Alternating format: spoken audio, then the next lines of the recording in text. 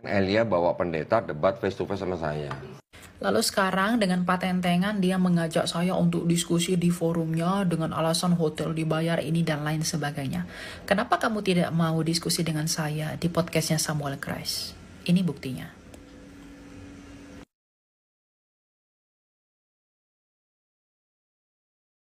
Jadi jangan cuma berani di kandang aja.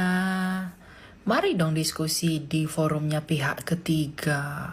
Petantang, petenteng, tapi beraninya di kandang. Mau geruduk ya. Dan kita...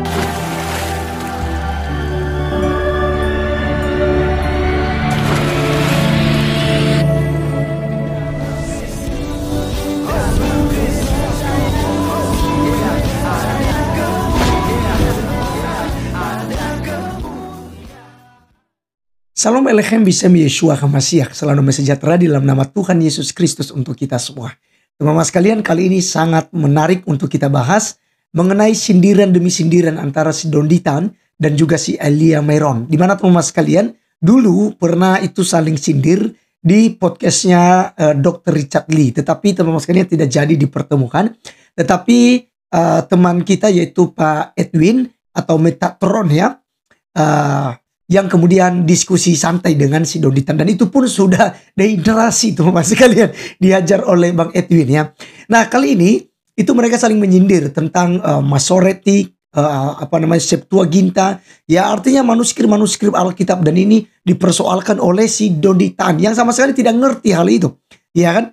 Sangat-sangat tidak mengerti, tapi dia mau ikut campur tentang kekristenan. Karena apa? Karena tidak pede tentang keimanannya di dalam Islam. Nah oleh karena itu teman sekalian, Elia Myron itu memberikan tantangan. Jadi kalau Don Ditan menantang ya Elia, ya dia menantang Elia di podcastnya, difasilitasi di kandangnya begitu ya teman-teman sekalian.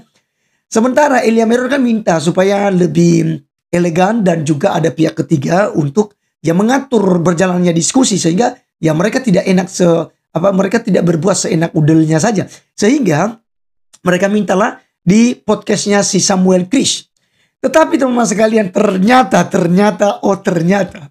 Don Ditan ketar-ketir. Dia takut berhadapan dengan Elia di podcast, teman-teman sekalian. Jadi dia keluar-keluar ke tempatnya sendiri dan menuduh Elia itu tidak berani untuk berdebat dengan dia. Nah teman sekalian, kita akan nantikan. Kita berharap memang ada diskusi dari keduanya supaya kita bisa membuktikan kualitas Don Ditan itu seperti apa, pemahamannya tentang Islam. Karena katanya yang mu'alaf itu pasti cerdas, pasti pintar. Nah kita akan buktikan nanti, karena seperti si Ahmad Kainama tuh sudah diajar Bapak Belur oleh siapa? Oleh Bapak Pendeta Ezra Soru. Nah teman sekalian, mari kita mulai simak tentang penjelasan Bro Elia Myron yang ada berikut ini. Sebelum diterjemahkan ke Septuaginta sudah ada kitab yang namanya Tanakh. Ini gue ngomongnya sengaja nih, gue tegesin nih, Tanakh, bukan tanah ya, Tanakh. Nah, T-A-N-A-C-H. Apa itu? Torah, Nevi'im, Ketuvim. Punya siapa? Emang punya Kristen? Bukan, punya Yahudi. Yahudi lo ya. Kristen belum ada yang namanya Kristen nyusun Septuaginta, apalagi nyusun Tanakh. Terus ini. Ya. Alkitab sudah selesai di akhir abad ketiga di Kartago. Alkitab sudah selesai di abad ketiga di Kartago. Kartago Mesir, Mesir. Di Afrika Utara kan maksudnya kan? Bukan di abad ketiga, abad keempat, akhir abad keempat, tahun 397 Masehi. Johnny. Elia. Oh Elia.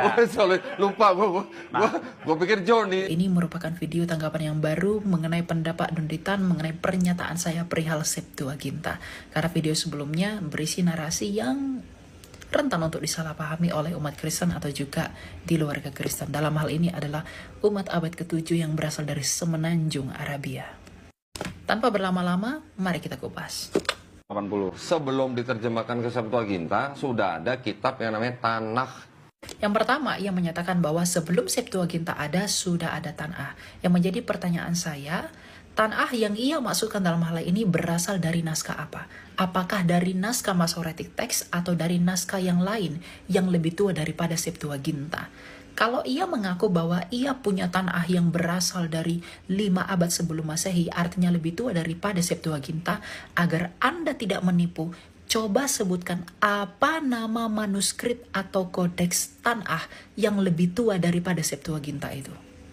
Memang kita tahu bahwa para rabi Yahudi menyusun terjemahan Septuaginta yang berbahasa Yunani itu berasal dari Proto-Ibrani yang disalin oleh Ezra. Tapi jangan lupa, pada tahun 164 sebelum Masehi, Antiochus Epiphanes pernah menjarah dan juga menajiskan bait suci sehingga menghancurkan naskah salinan Ibrani yang dibuat oleh Ezra. Dan yang tersisa hanyalah Septuaginta. Makanya tidak heran narasi perjanjian baru lebih banyak mengutip Septuaginta daripada naskah Ibrani. Untuk itulah saya menagih Anda untuk menyebutkan apa nama manuskrip atau kodeks yang sudah dikumpulkan sebelum Septuaginta selesai. Dengan demikian saya mau mengajarkan teman-teman bahwa Tanakh yang berbahasa Yunani di Septuaginta itu lebih valid dan lebih sahih daripada Tanakh yang berbahasa Ibrani di zaman sekarang dan yang dipegang oleh Donditan. Karena yang dipegang oleh Donditan itu Tanakh yang berasal dari naskah Masoret dari abad ke-9 dan 10 dari Kodeks Aleppo dan Leningrad. Karena kodeks atau manuskrip sebelum Septuaginta itu tidak ada. Kalau ada coba sebutin namanya apa. Ya, jangan menipu. Semua penulis perjanjian baru mengutip dari Septuaginta. Lalu ia mengatakan bahwa hampir semua perjanjian baru itu mengutip narasi Septuaginta. Justru narasimu ini membuktikan bahwa memang orang Yahudi pada masa itu menggunakan Septuaginta. Karena salinan Ibrani yang terakhir yaitu salinan Ezra itu sudah dihancurkan pada masa penjarahan bait suci di zaman Makabe oleh Antiochus Epiphanes. Dan kalau Anda membela diri dengan mengatakan bahwa karena perjanjian baru memang berbahasa Yunani, makanya mengutip dari Septuaginta yang berbahasa Yunani, ini bukan tentang terjemahannya tetapi tentang narasinya dan isi kontennya. Misalnya, orang Yahudi di perjanjian baru merayakan hari raya Hanukkah atau hari raya terang. Dan sampai sekarang pun orang Yahudi melakukan hari raya Hanukkah. Dan tentang Hanukkah itu tidak ada di dalam Tanakh Ibrani Masoret yang dipakai oleh orang Yahudi di zaman sekarang. Dan Hanukkah pun tidak ada di dalam Tanakh yang kamu pegang itu yang tidak jelas keberadaannya dari mana. Adanya malahan di Septuaginta di dalam tulisan Makabe.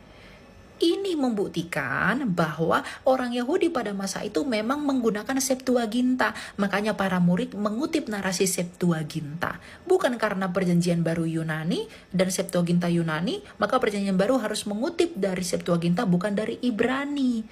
Karena memang Yahudi pada masa itu menggunakan Septuaginta, karena naskah Ibrani sudah habis dihancurkan di zamannya Makabe, makanya perjanjian baru mengutip narasi Septuaginta yang berbahasa Yunani.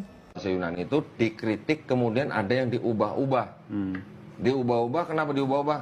Supaya masuk ke dalam teologinya Kristen. Lalu yang berikutnya dia mengatakan bahwa di abad kedua dan di abad keempat ada bapak-bapak gereja yang mengkritik Septuaginta lalu merubahnya dengan meresensinya agar sesuai dengan teologi kekristenan. Padahal dia sendiri yang ngomong kalau perjanjian baru itu mengutip narasi Septuaginta. Perjanjian baru yang adalah dasar iman kami itu sudah selesai ditulis sebelum abad pertama berakhir. Lalu sekarang dia dengan seenak udel mengatakan bahwa bapak-bapak gereja yang merubah agar sesuai dengan teologi kekristenan. Astaga unta, kenapa sih nggak konsisten? Lagi pula, Anda sendiri yang ngomong begini nih. Septuaginta yang bikin bukan Kristen, yang nyusun bukan Kristen. Dan asumsi dia yang mengatakan bahwa bapak-bapak gereja telah merubah Septuaginta itu dibantah oleh fakta sejarah sejarawan Yahudi dalam bukunya berikut ini. Silakan dibaca.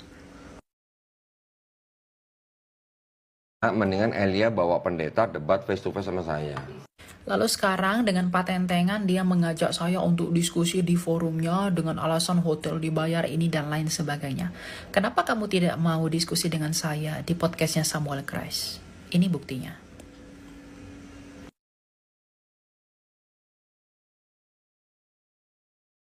Jadi jangan cuma berani di kandang aja. Mari dong diskusi di forumnya pihak ketiga. Petantang, petenteng, tapi beraninya di kandang. Mau geruduk ya.